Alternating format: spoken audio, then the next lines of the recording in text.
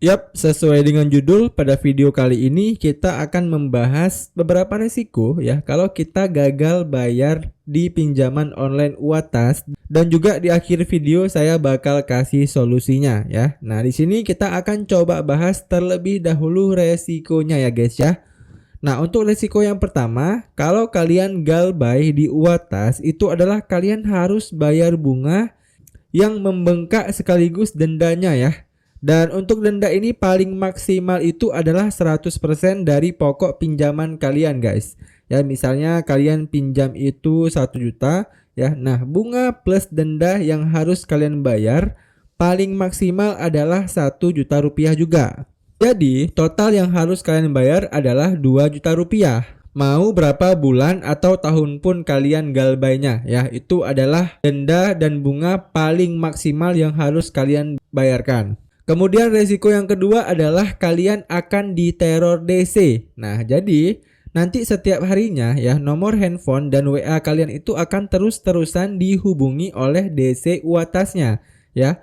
Dan gak hanya kalian, kontak darurat yang kalian kasih pun biasanya juga akan diteror sama mereka ya, dan ini tentu sangat mengganggu kalian.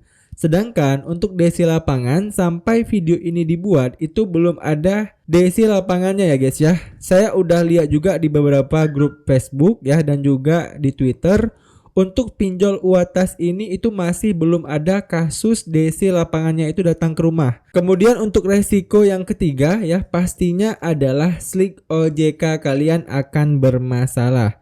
Ya, karena UATAS ini merupakan salah satu pinjol legal ya yang udah diawasi OJK.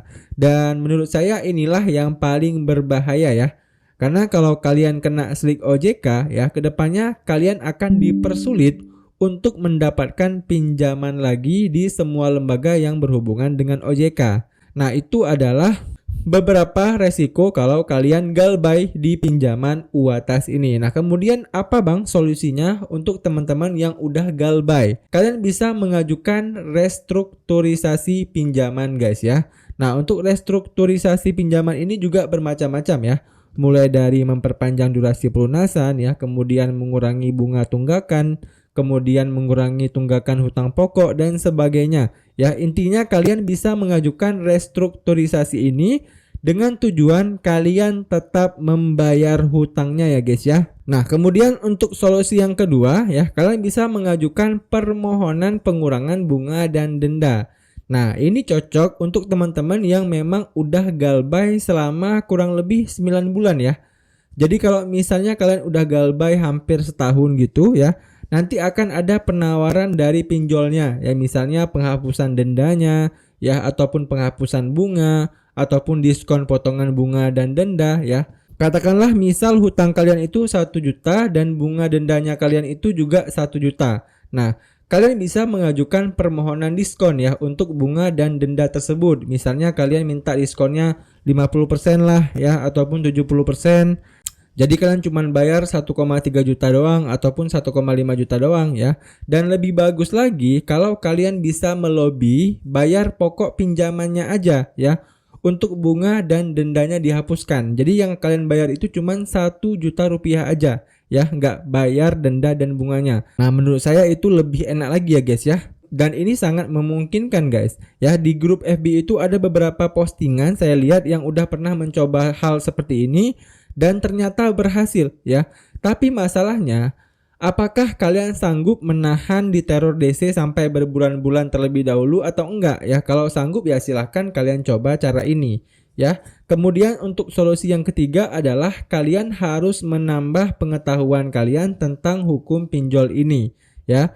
Nah, ini menjadi sangat penting ya, karena ketika kalian diteror sama DC, itu biasanya mereka akan menakut-nakuti kalian dengan hukum ya guys ya.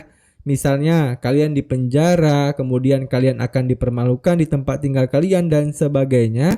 Intinya hal-hal yang membuat kalian malu dan kena mental ya. Nah, dengan wawasan seputar hukum pinjol, kalian akan jauh lebih tenang tentunya ya, karena hal-hal seperti itu nggak akan pernah terjadi karena pinjol ini kan sifatnya perdata ya, bukan pidana. Jadi kalian akan lebih santai menghadapi teror yang dilakukan oleh DC tersebut. Itu dia pembahasan tentang resiko dan juga solusi ya kalau kalian galbay di aplikasi pinjol UATAS ini ya. Semoga video ini itu bermanfaat buat teman-teman semuanya. Sekian dari saya, sampai jumpa di video saya selanjutnya.